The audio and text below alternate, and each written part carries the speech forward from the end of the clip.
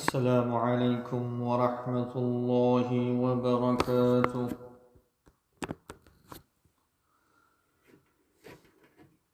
الحمد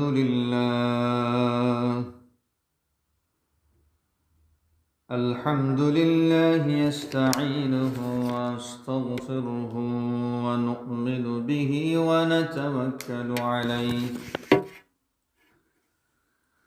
ونعوذ بالله من شرور أنفسنا ومن سيئات أعمالنا. من يهده الله فلا مضل له ومن يضلله فلا هادي له.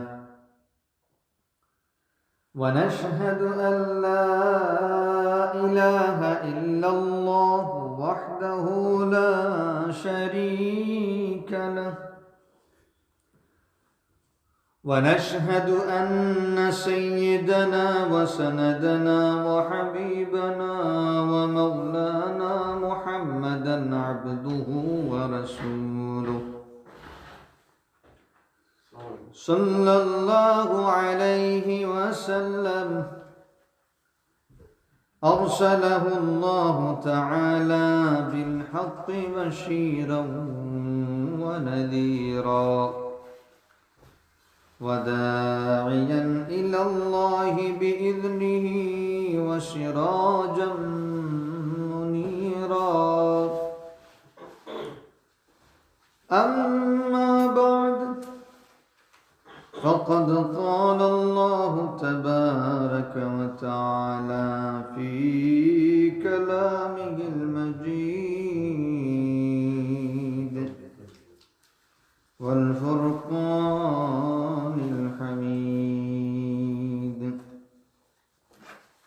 أعوذ بالله من الشيطان الرجيم.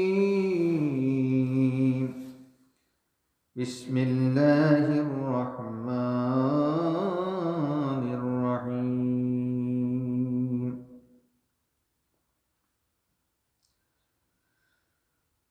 إن الذين آمنوا وعملوا الصالحات لهم جنات النعيم خالدين فيها وعد الله حقا وهو العزيز الحكيم. صدق الله العظيم. وفي شان رسول الله صلى الله عليه وسلم: إن الله وملائكته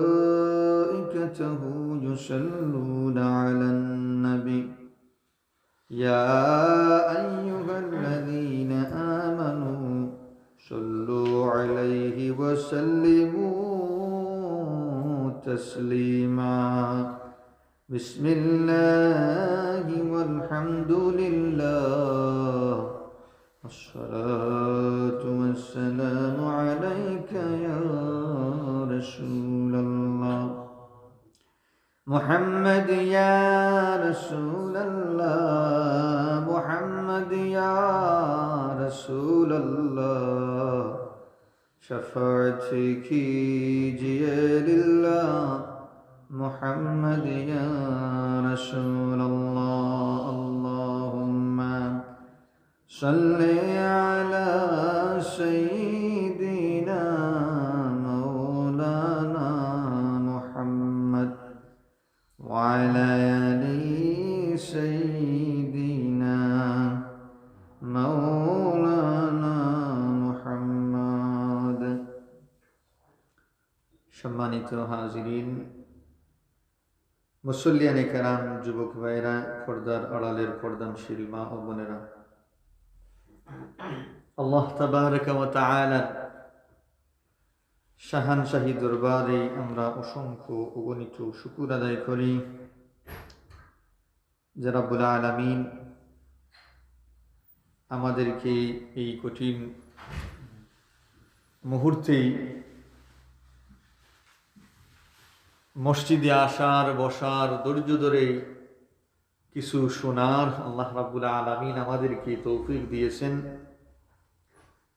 আর আমি আল্লাহ রাব্বুল আলামিনের কাছে তৌফিক প্রার্থনা করি, আল্লাহ রাব্বুল আলামিন যেন আমাকে কোরআন এবং হাদিসের ভিত্তিতে কিছু বলার তৌফিক দান করেন। ওয়া মা তৌফিক ইল্লা বিল্লাহ।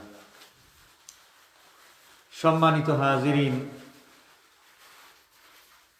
আল্লাহ রাব্বুল আলামিনের অসংখ্য শুকর আদায় করি যে রাব্বুল আলামিন আমাদেরকে সাইয়্যিদুল মুরসালিন, খাতামুন নবিয়্যিন,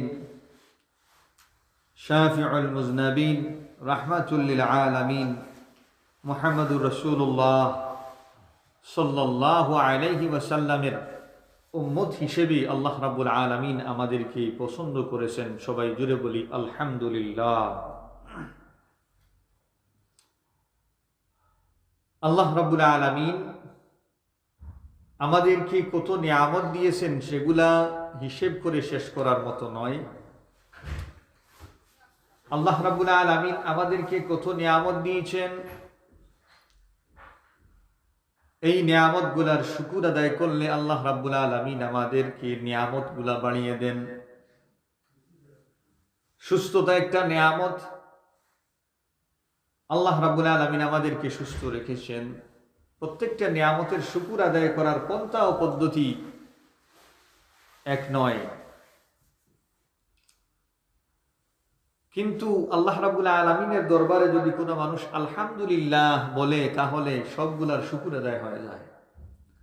তাই আমরা সর্বাবস্থায় আল্লাহ রাব্বুল আলামিনের শুকর আদায় করি। আমরা সবাই আবার বলি আলহামদুলিল্লাহ। সম্মানিত হাজিরিন, মুসল্লিয়ানে কেরাম, আল্লাহ রাব্বুল আলামিন আমাদেরকে কত নিয়ামত দিয়েছেন। আল্লাহ পাক রাব্বুল আলামিন বলতেছেন, ওয়া ইন তাউদ্দু নি'মাতাল্লাহি লা তুহসুহা। আমি তোমাদেরকে যত নিয়ামত দিয়েছি যদি তোমরা এই নিয়ামতগুলার হিসেব করো তাহলে কখনো সেই নিয়ামতগুলা হিসেব করে শেষ করতে পারবে না। আনলিমিটেড আল্লাহ রাব্বুল আলামিন আমাদেরকে নিয়ামত দিয়েছেন।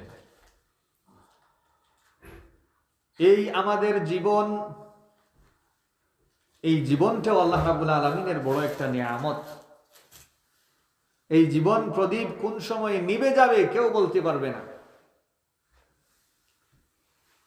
মানুষের মৃত্যুর পর মানুষের জীবনটা এক স্থান থেকে আরেক স্থানে আমরা চলে যাই। মানুষের এই যে ক্ষণিকের জীবন, এই জীবনটা হলো আখিরাতের পাথেয় হিসাবে, আখিরাতের পুঁজি সংগ্রহের জন্য আল্লাহ রাব্বুল আলামিন আমাদেরকে দুনিয়ায় প্রেরণ করেছেন। কারণ দুনিয়াটা হলো আদ-দুনিয়া মাজরাআতুল আখিরাহ, দুনিয়া হলো আখিরাতের শস্যক্ষেত্র, ক্ষেতের জায়গা। এই জায়গায় যদি আপনি ভালোভাবে ক্ষেত করেন তাহলে আখিরাতে এটার ফল পাবেন। আমরা তো বেশিরভাগই দুনিয়ামুখী, আমরা সবসময় দুনিয়াতেই প্রতিদান চাই।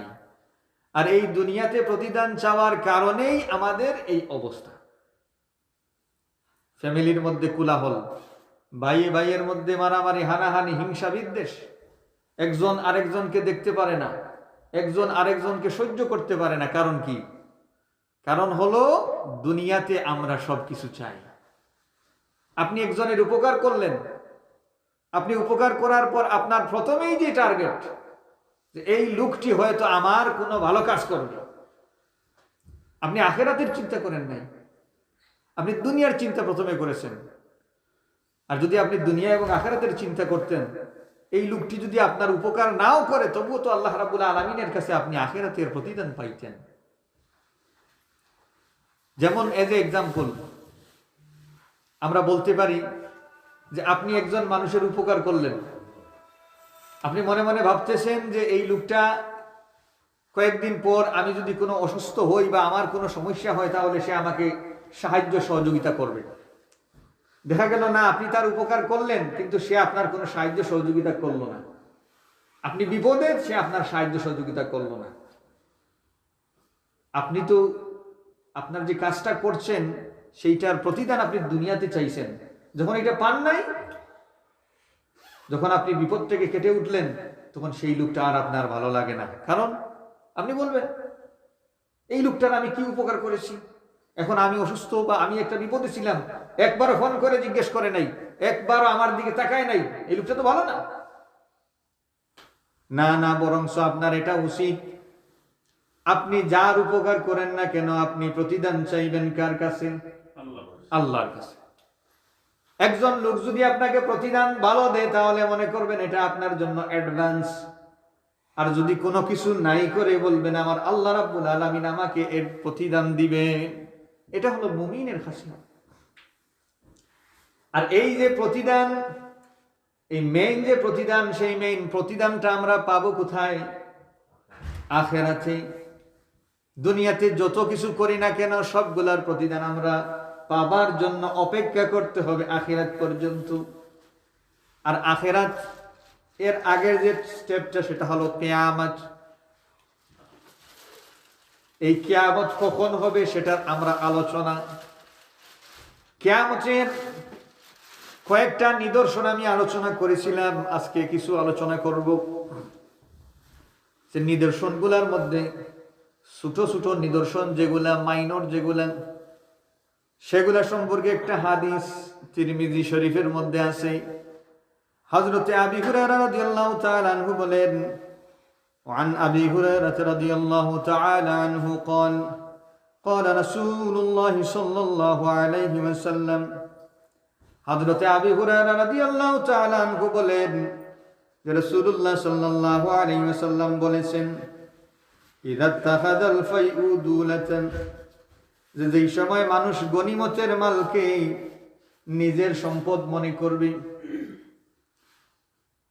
কিয়ামতের পূর্বে যে কাজগুলা হবে সেটার মধ্যে একটা হলো যখন মানুষকে গনিমতের মাল দেওয়া হবে তখন সে এটা নিজের সম্পদ হিসাবে মনে করবে। ওয়াল আমানাতু মাগনামান, আর মানুষকে আমানত যদি মানুষের কাছে রাখা হয় সে তাহলে সেটাকে গনিমত মনে করবে। গনিমতের মাল যুদ্ধলব্ধ গনিমতের মাল, এটা যখন মানুষ সংগ্রহ করে মানুষ পায় তখন এটার হাত আছে কাকে কাকে দেওয়া যাবে। নিজের সম্পদ হিসাবে মানুষ ব্যবহার করতে পারবে না। যদি তার হক তাকে যুদ্ধে অংশগ্রহণ করে তাহলে সে একটা অংশ পাবে, কিন্তু এর পরবর্তী যেটা আমানতের মালকে মানুষ গনিমতের মাল মনে করবে। একজন লোককে আমানতদারির সাথে আপনি একটা জিনিস দিলেন, আমাদের মধ্যে আমানতদারির বড় অভাব। আমানত কত প্রকার, একজন মুসলমানের মান ইজ্জত আবরু এটাও আমানত, সম্পদ আমানত, সন্তান সন্ততি ও রক্ত সবগুলো আপনার কাছে আমানত। আপনাকে একজন লোক বলল যে ভাই আমি একটা কথা বলি, আপনাকে এটা আমানত হিসাবে রাখবেন, কাউকে বলবেন না। এরকম অনেক লোক আছে না? আপনি বললেন ভাই আমি আপনাকে একটা কথা বলতেছি, খুবই সিক্রেট, কাউকে বলবেন না, আমানত হিসেবেই। সে বলল ঠিক আছে, অসুবিধা না, বলেন, বলতে পারেন। পরবর্তী কি? আপনি যখন এই লোকটাকে বললেন, সেই লোকটা আরেকজনের কাছে গিয়ে বলতেছে ভাই শুনেছ বলে কি? বলে ভাই এই যে অমুক লোকটা আমার কাছে একটা কথা বলছে, আপনাকে বলছে আপনি যেন কাউকে না বলেন, এটা আমানত। এই লোকটা বুঝতেছে না যে সে আমানতের খেয়ানতদারি করতেছে। সে বলতেছে ভাই এই কথাটা আপনার কাছে আমানত হিসাবে রাখিয়েন। ওই লোকটা আবার বলতেছে আরেকজনের কাছে। বলতে বলতে বলতে বলতে এক সময় যেই লোকটা প্রথমে বলেছিল সেই লোকটার কাছে আরেকজন এসে বলতেছে ভাই শুনলাম এই যে ঘটনাটা এটা কি সত্য না মিথ্যা? এরকম হয় না? অনেক সময় দেখা যায় আপনি একটা গুরুত্বপূর্ণ সিক্রেট কথা বলছেন, এই কথাটা ঘুরে ঘুরে আপনার কাছে আসতে হয়তো 1 সপ্তাহ 2 সপ্তাহ 1 মাস 2 মাস না হলে 1 বছর পরেও আপনার কাছে চলে আসতেছে। বোঝা যাচ্ছে মানুষ আমানতের কতখান খেয়ানতদারি করতেছে। আমানতের খেয়ানতদারি এটা হলো মুনাফিকি আলামত, মুনাফিকের লক্ষণের মধ্যে একটা। কারণ আল্লাহ রাসূল সাল্লাল্লাহু আলাইহি সাল্লাম বলতেছেন আয়াতুল মুনাফিকিনা সালাসুন, মুনাফিকের নিদর্শন হলো 3টি। এর মধ্যে হলো ইদা হাদ্দাসা কাযা, যখন সে কথা বলবে সে মিথ্যা বলবে। ওয়াইদা ওয়াদা উখলিফা, যখন সে ওয়াদা করবে সে ওয়াদা ভঙ্গ করবে। ওয়াইদা উতুমিনা খানার, যখন তার কাছে আমানত রাখা হবে তখন সে তাকে খেয়ানত করে ফেলবে। এটা হলো তো এক ধরনের খেয়ানত। আর পয়সার ব্যাপারে যদি রাখা হয়, তো অনেক সময় দেখা যাবে আপনারে পয়সা দিচ্ছে 500 টাকা, ভাই এটা আমানত হিসাবে রাখিয়েন, কোনো অসুবিধা নাই, থাক আমার কাছে। কয়েকদিন পরে গেছেন মার্কেটে, পকেটে পয়সা নাই, এই তো আছে, দেখি কে দিছে, আচ্ছা ঠিক আছে অসুবিধা নেই, খরচ করে ফেলি, পরবর্তীতে দিয়া দেব। এটা হলো কিয়ামতের একটা নিদর্শন। আল্লাহ পাক রব্বুল আলামিনের কাছে দোয়া করার প্রয়োজন যে আল্লাহ আমাদেরকে যেন বাদ যতটা কিয়ামতের নিদর্শন আছে সেগুলা যেন আমাদের মধ্যে থেকে না প্রকাশ হয়। এরপরে আল্লাহ রাসূল বলতেছেন ওয়াযাকাতু মাগরামা, আর মানুষ যাকাতকে মনে করবে জরিমানা হিসেবে, যাকাতকে জরিমানা হিসাবে মনে করবে। বর্তমান অবস্থা, মানুষ যাকাত দিতে চায় না। যদি বলেন ভাই যাকাত দেন, আচ্ছা ভাই আমি দিছি, অসুবিধা নাই, কিছু দিছি তো, আল্লাহ ওয়াস্তে দিছি। ভাই যাকাত কিন্তু ফরজ ইবাদত, এটা খুব ইম্পর্টেন্ট। যাকাত এটা ফরজ, এটা নফল না। যদি আপনি যাকাত না দেন, আপনার সম্পদ আছে, তাহলে সেটার জন্য আপনি কিয়ামতের দিন জবাবদিহি করতে হবে। আপনার ইচ্ছা মতো যাকাত দিলে হবে না, আপনি হিসাব করবেন। যদি আপনি মালিকের হিসাব হন তাহলে শতকরা 2.5% আপনি যাকাত দিতে হবে। আর যাকাতের যে খাতগুলো আছে সেটার মধ্যে দিতে হবে। এখন আপনি দেখা যায় না আপনার 100 টাকা আছে, আপনি হিসাব করলেন না, আপনি 2 টাকা দিয়ে বললেন দিছি ভাই অসুবিধা নেই, আপনার তো যাকাতই হয় নাই। হিসাব করবেন, 100 টাকা যদি তাকে 2.5 টাকা দিবেন, 2.5 টাকা দেওয়ার পর যদি আপনি বেশি দেন তাহলে সেটা হবে আপনার সাদাকা, সেটা হবে আপনার আল্লাহ ওয়াস্তে যেটা আমরা বলি সেটা। কিন্তু আপনি 2.5% কম দিতে পারবেন না। তো আমরা অনেক সময় হিসাব করি না। ফরজ জিনিসের অবশ্যই আপনি হিসাব করতে হবে। আর যাকাতকে যদি কেউ জরিমানা মনে করে, অনেক আছে না ভাই প্রত্যেক বছরে বছরে যাকাত দেয়, এটা তো আরেক সমস্যা। অনেকের মধ্যে এইটা আছে, ভিতরে ভিতরে থাকতে পারে, যদি থাকে তাহলে এটা আজকে থেকে মুছে ফেলবেন, কারণ এটা আপনার ইমানের জন্য খাতরা আছে, প্রবলেম আছে। কারণ শরীয়তের যে মূল ভিত্তি যেগুলা, এগুলার মধ্যে কোনো ধরনের সংশয় নাই, কোনো ধরনের সন্দেহ এবং সংশয় নাই, আপনি করতে পারবেন, প্রশ্ন নাই, প্রশ্নাতীত। যদি আপনার মাথার মধ্যে না ঢুকে, বুঝতে হবে সেটা আপনার জ্ঞানের স্বল্পতা, সেটা ধর্মের কোনো কমতি না।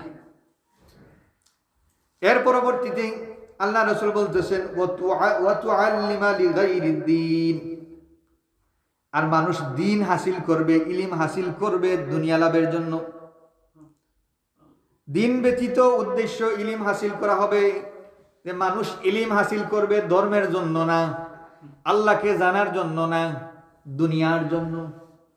বর্তমানে হচ্ছে কেউ শিক্ষা গ্রহণ করতেছে ভাই আমি একটা ভালো চাকরি পাওয়ার জন্য আমি এত ডিগ্রি আমার প্রয়োজন। কেউ করতেছে ভাই আমার ভবিষ্যতে আমার ছেলেকে আমি ভালো একটা জায়গায় বিবাহ শাদী দেওয়ার জন্য। কেউ বলতেছে ভাই আমার নিজের একটু ইজ্জত হবে, আমি তো শিক্ষিত হই নাই, আমার সন্তানকে একটু শিক্ষা দীক্ষা দিলে অনেকে বলবে না অমুক বারিস্টারের আব্বা, অমুক মাওলানার আব্বা, অমুক হাফিজ সাহেবের আব্বা, অমুক ডক্টরের আব্বা। এই যে দুনিয়াবি উদ্দেশ্যে যখন মানুষ ইলম শিক্ষা গ্রহণ করা শুরু করবে, সেটাও কিয়ামতের একটা আলামত। এটা আছে কিনা আমরা মাঝে? আছে। ছাত্রদেরকে যদি আপনি জিজ্ঞেস করেন, আরে ছাত্র তুমি কেন পড়ো, সে বলবে আমার একটা চাকরির দরকার, ভবিষ্যতে আমার একটা বাড়ির দরকার, গাড়ির দরকার, আমার পয়সার দরকার, এর কারণে আমি পড়তেছি। ছাত্রদের মধ্যে আপনি যদি 100টারেও জিজ্ঞেস করেন, আমার মনে হয় 10টা ছাত্র পাওয়া কঠিন যে যাদের উদ্দেশ্যটা হলো আমি দিন শিক্ষার জন্য ইলম হাসিল করতেছি, আমি আল্লাহকে জানার জন্য, আমি আল্লাহকে চেনার জন্য, আল্লাহ রাসূলের মহব্বতের জন্য, আখিরাতের জন্য, দিনের জন্য আমি ইলম শিক্ষা গ্রহণ করতেছি। এটা শতকরা 10টা ছাত্র পাওয়া যাবে বলে আমার মনে হয় না, কষ্ট আছে। কারণ যে শিক্ষার উদ্দেশ্যটা ছাত্রদেরকে উস্তাদদের জানানো দরকার, মা বাবার সন্তানদেরকে শিক্ষার উদ্দেশ্য জানানোর দরকার। আপনি আপনার সন্তানকে এই কারণে বলবেন না যে তুমি শিক্ষা করো ভালো চাকরির জন্য, না, বলবেন যে আপনি শিক্ষা অর্জন করো নিজে সংশোধনের জন্য, শিক্ষা অর্জন করো দিন প্রতিষ্ঠার জন্য, শিক্ষা অর্জন করো নিজের মধ্যে দিনকে পরিস্ফুটিত করার জন্য। এটা আপনার আমার দাবি, এটা ইলিমের দাবি।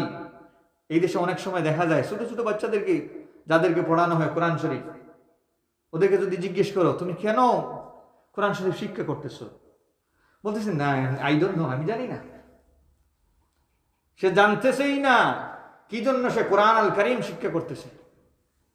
ওকে যদি জিজ্ঞেস করো তুমি নামাজ এটা শিক্ষা করতেছো কেন, জানি না। এরকম মানুষ আছে, 5 ওয়াক্ত নামাজ পড়ে, কেন সে জানে না। রোজা রাখতেছে সেটা জানে না, কার জন্য সে ইবাদত করতেছে এটাও জানে না। আমাদের কি দুর্দশা, কি ভয়াবহ পরিস্থিতি। আল্লাহ রাব্বুল আলামিন আমাদেরকে হেফাজত করুন, জোরে বলুন আমিন। হাদিসটা আরো লম্বা, আরো কিছু রয়ে গেছে, ইনশাআল্লাহ নেক্সট শুক্রবারে আলোচনা করবো ইনশাআল্লাহ।